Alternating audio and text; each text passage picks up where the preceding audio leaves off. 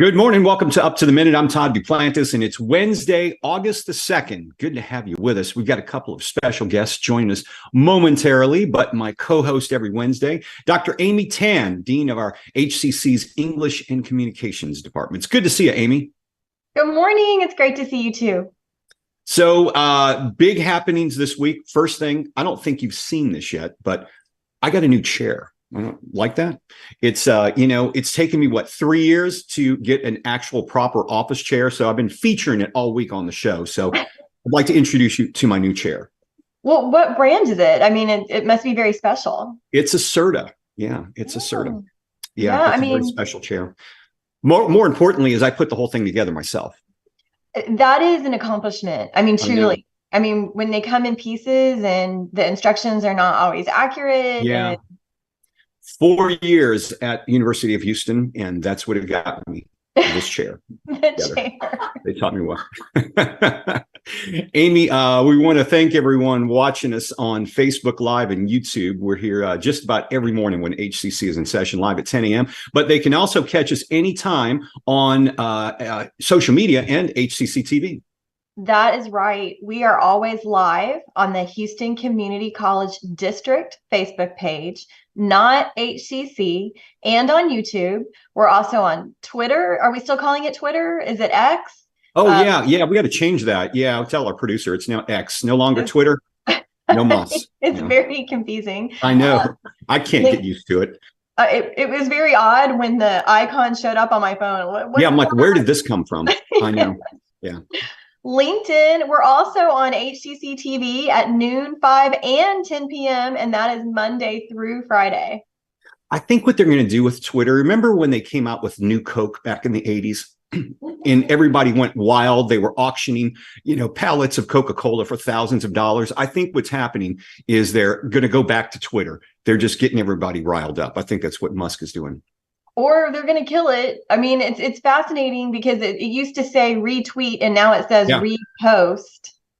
Yeah, what's going on there? Well, we'll have to see. I think X is the new Coke of the 2000s. The new Coke. So. All right, Amy, stick around because you're going to be interviewing this next guest. Michele Voight is the program director of HCC's Coleman College's Physical Therapist Assistant Program. Dr. Voight, welcome to the show. Thank you. Good morning. Thank you for having me. Yeah, absolutely. We're looking forward to hearing about this program. I know it's very popular. We're going to be with you in about 10 minutes, so stick around. Thank you.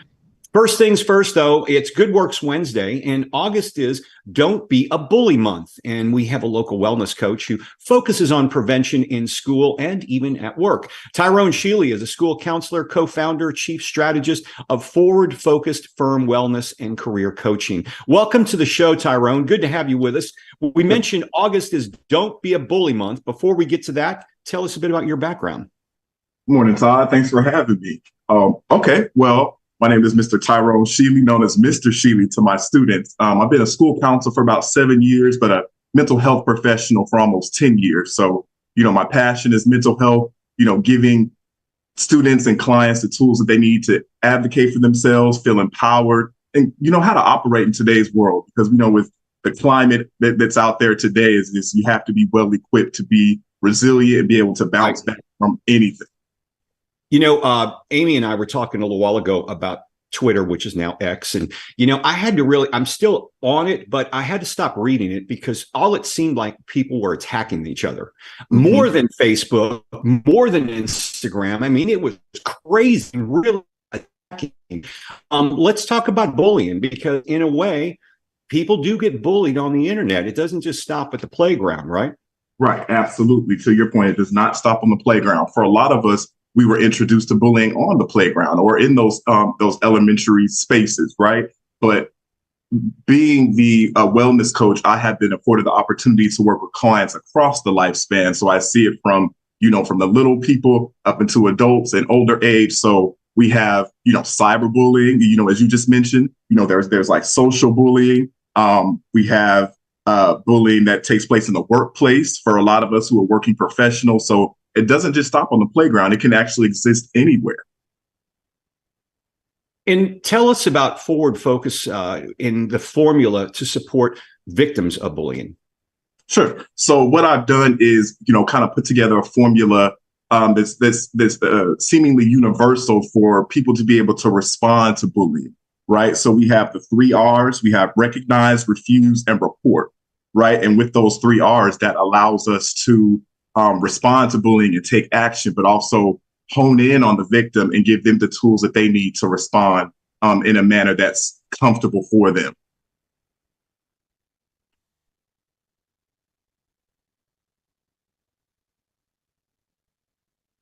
Uh-oh, is he frozen? Am I still on? Yep. We can hear you, Todd. Well, now we can't hear you. Uh-oh. Let's see, Tyrone. Let's pick it back up.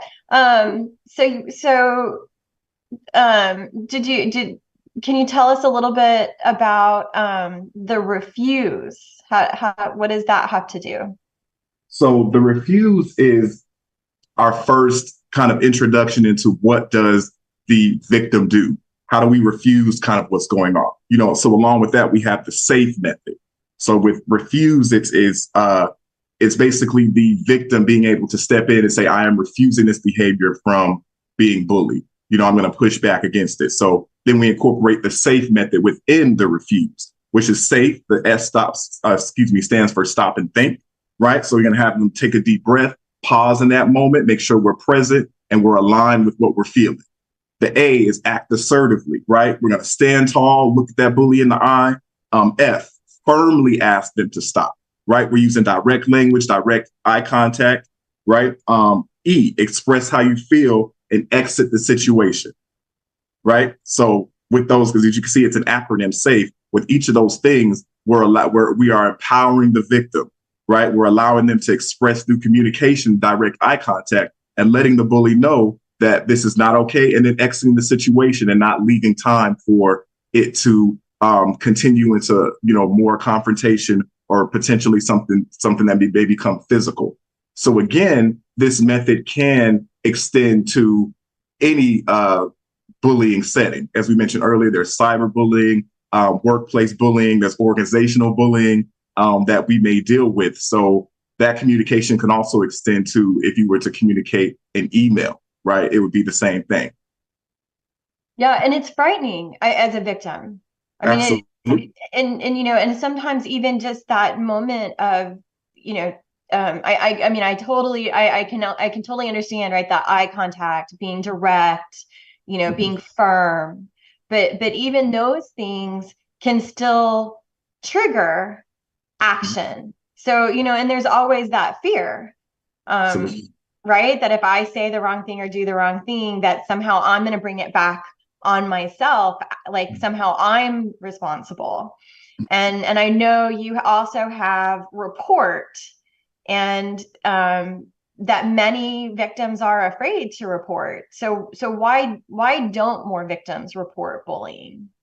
Yeah, absolutely. That's a great question, Amy. So a lot of victims don't report, simply because they're afraid, right? For people who are witnesses to the bullying, they're afraid that they may be the target next, right? Or they don't want to get involved if we're talking about witnesses, but that underlying fear of just I'm afraid of this person, whether it's physically, professionally, I just don't want to get involved, and I don't want to report because I may be that target next, or the bullying may continue. Because as you mentioned earlier, one of the things that exists in all bullying settings is that power imbalance, right? That person is more popular, has more social influence.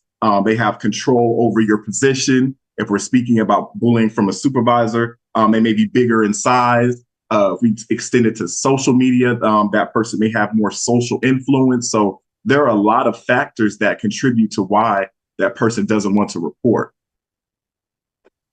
I mean, I can absolutely see that. I see Todd rejoined us. Hey, Todd. Welcome back, Todd. Yeah, working Wi-Fi now. Well, and you mentioned email, Tyrone. It's interesting. I mean, I think we all can understand and see how it happens in social media. Do you want to just speak for a minute about like an email situation? Sure. So if we're talking about any type of workplace bullying, and that may come from your colleagues, unfortunately, sometimes from your supervisor, maybe HR, There are times that people can use that abusive language in emails, whether that's attacking your work ethic or an unfair performance appraisal. It can extend to a number of things. So again, utilizing that safe method, you can use assertive language in email, still be professional, but be direct in your communication and kind of calling out those bullying tactics that you're seeing. So it also aligns with documentation as well. Tyrone, one thing I've noticed as well, and I apologize if you've already covered this, but I've noticed in some cases, there are certain people I know where they will talk to you one way in person, but when they get behind the computer and start posting in social media or sending you an email, the tone of their voice may change and it could be more bullying. Do you see that with clients that have reported this to you? Oh, absolutely. Absolutely. With my younger clients, with social media, they may have friends at school that, are playful and nice in their face, but it's like when they get home, it's kind of like this group think idea when they all kind of get together, whatever the other kids are doing, they will attack that same person, even if they honestly do like them. But also extending to the workplace, a lot of, a lot of my clients talk about, sometimes they have actually okay relationship with some of their colleagues, but they notice that, via email, if there's an opportunity to attack them, they will take it, right? And whether that's, utilizing, sarcastic language or, maybe, copying. We all know the CC, BCC culture that kind of exists in professional settings. And that extends it to that as well. Do you also have parents that have approached you? Because I would imagine for preteens and teenagers, bullying can get to a point where it really becomes dangerous for the person who's being bullied. I've heard cases, of people, unfortunately taking their own lives in this case. Do you have parents that have come to you with that concern? Oh, every year, every school year. There has not been a school year yet where I haven't had a parent approach me about their child being bullied. So it happens very, very often. Whether that sometimes it starts on social media and then it ends up becoming physical at school or vice versa. So they're always approaching, being like, hey, my kid is being picked on, here's the messages, or they came home and, with marks on them or someone took something from them. So happens more often than not. It's very, very, very, very emotionally taxing at times, just the number of students being bullied and then having to respond to the parents. Tyrone Shealy, he's a school counselor, co-founder, and chief strategist for forward-focused firm Wellness and Career Coaching. Our Good Works Wednesday guest, Tyrone, thank you for being here. We're going to have all of your information in our social media post after the show. Thanks for being here. Awesome. Thanks for having me. Y'all have a good Wednesday. You too. Thank you. All right, Amy, thanks for stepping in there. We're going to see if my Wi-Fi holds out for the rest of the show, but I'm going to let you take things over with your guest as well now. Sounds good. We're going to move on to Dr. Michele Voight, Program Director of the Physical Therapist Assistant Program at HCC Coleman College. Welcome to the show, Michele. Thank you, Dr. Dan. I appreciate it, and it's great to be here. We always love to hear from you about your wonderful program. Let's begin with how the field of physical therapy is expected to grow and therefore the demand and need for our program. Well, it's according to the BLS, it's supposed to grow 29% over the next 10 years. And because our world is aging, we're staying alive longer, we need to be healthier, that there's a greater need for physical therapists and physical therapist assistants. I mean, I certainly see it in the world that, my kids are playing sports and, there's certainly a lot more, I think, education and information about things like physical therapy and recovery, even in just the everyday athletes, what they're doing before they get injured, right? Right. So to try to prevent injury. Yes, we are shifting to a field of wellness, health and wellness, versus just seeing someone after they've been injured.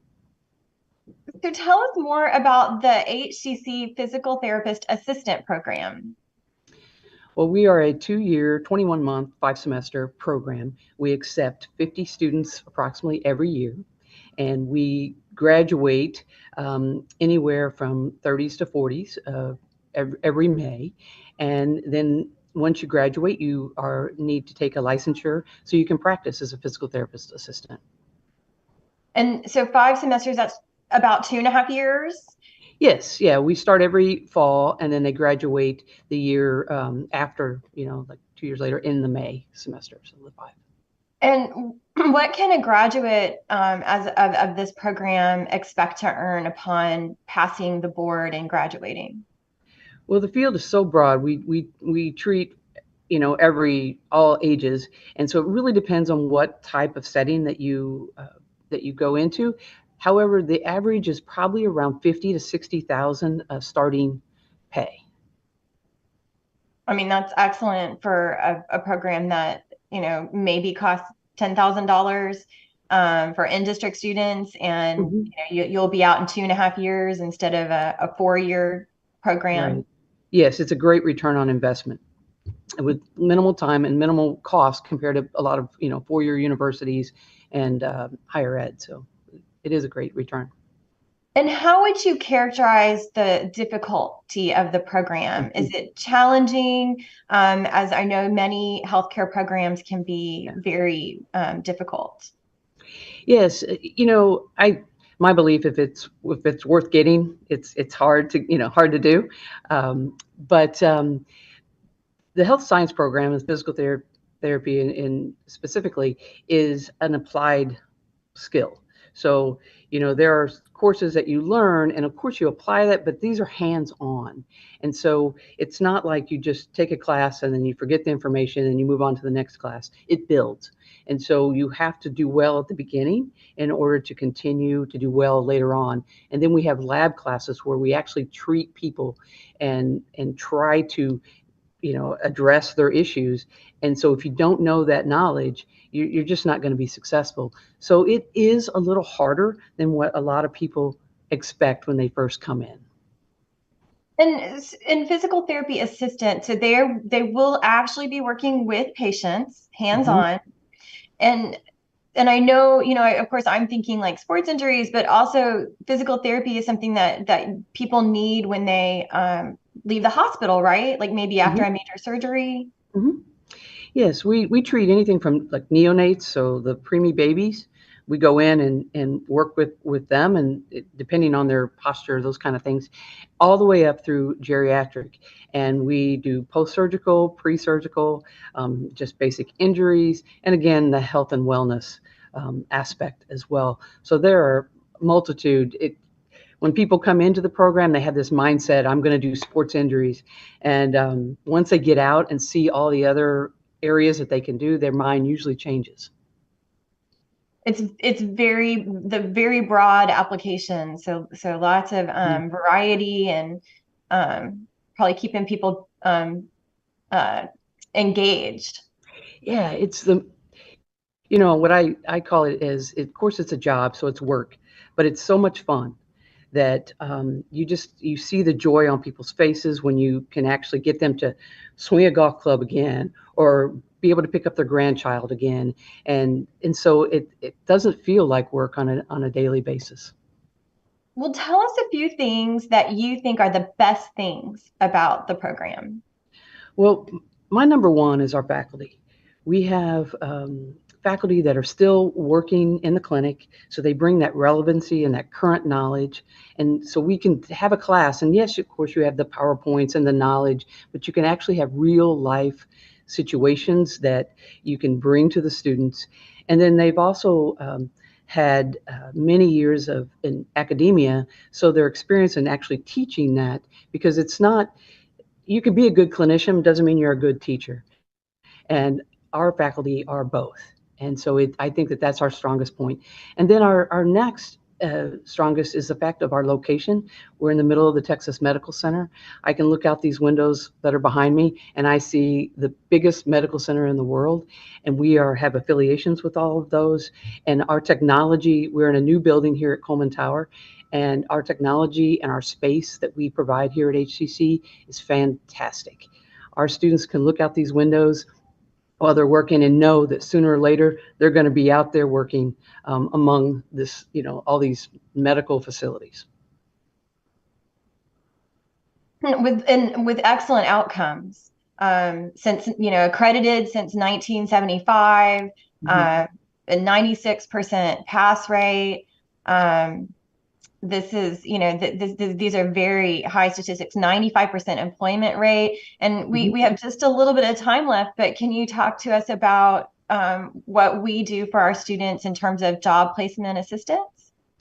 Well, every year we have a job fair. We bring in local facilities that come in and they interview the students. So a lot of our students actually get jobs before they even graduate.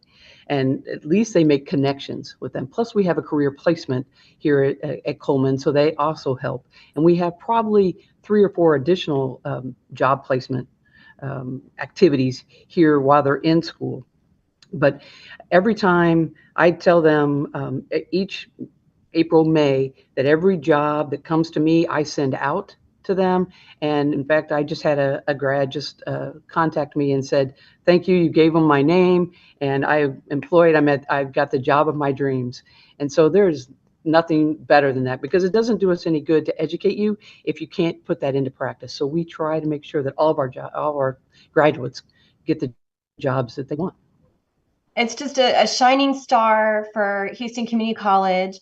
Thank you, Dr. Michele Voight, Program Director of the Physical Therapist Assistant Program at HCC Coleman College. We'll have all of the information in our post after the show. All right. Thank you very much, Amy. Bye-bye. Bye-bye. All right. Thank you both. We've got a few announcements to try to get through if my internet holds up. We'll see how this goes, Amy. First things first, there's a Fempreneurs event. I know it's very hard to say. You're in the room now. What? It can seem like a good time for women to start a business, but some might lack confidence to take risks. So this virtual series continues with some tips. Noon to 1:30 p.m. today. It's August the 2nd today. It's a hybrid event. Check our post after the show for registration. Of course, it is free. And we've got free score workshops as well, Amy. That's right. This is for financial reporting. HCC's entrepreneurial initiatives is offering another free SCORE workshop to learn more about the business end of business. That's going to be from 1 to 3 p.m. tomorrow, Thursday, August 3rd at the Missouri City campus. Be sure to check the post after the show for all the registration info. Okay, staff Senate elections. I know one thing that's on a lot of folks' mind. The deadline is this Friday. The new staff Senate design team is eager to receive the first round of nominations for its upcoming elections. The event will shape the future of shared governance at HCC, and your involvement will make a difference. Deadline to submit Friday, August the 4th. If you have any questions, you can reach out to Sue Maraska or Dr. Melissa Miller-Waters. We'll have their emails and links to nomination forms in our post after the show. We've also got a summer food scholarship happening across the district and at Spring Branch. That's right. HCC's food scholarship program is still offering free groceries such as fresh fruit, veggies, protein, canned goods, and more. Sign up is easy, but walk-ins are always welcome. And our next one will be on Tuesday, August 8th from 1 to 4 p.m. That's at the HCC Spring Branch campus in the Student Success Center. There is registration information in the post after the show. Okay, HCC's Open for Business program is offering a virtual workshop to help get your business certified with the City of Houston. Learn about the different types of certifications and how the process of certifying your business works. The city's Office of Business Opportunity certifies minority business enterprises, women business enterprises, small business enterprises, and persons with disabilities business enterprises, and much more. It's 10 a.m. to 1 p.m. Wednesday, August the 9th. It is a Zoom session. Check our post after the show on how you can register for it. And fall registration's open. We got 5 ways to learn. 2 of them are completely online, some hybrid availabilities, and also in-person classes. But you have to register now. And Amy, if they want to take those in-person classes, I imagine some of them fill up pretty quickly. They do. You gotta get out and get registered today. We were just talking about how it's already starting to feel like back to school time. So don't wait. Head over to hccs.edu/apply. Okay, tomorrow we'll spotlight HCC's construction trades program. And for Thursday Family Fun Day, we'll talk about the upcoming Houston Stand Down event for veterans and their families. All that and more later this week. Amy, thank you for being here on the show and filling in today and keeping things moving. My pleasure. I always enjoy being here. All right, we'll see you next week. And we'll see all of you live tomorrow morning, 10 a.m. with Up to the Minute.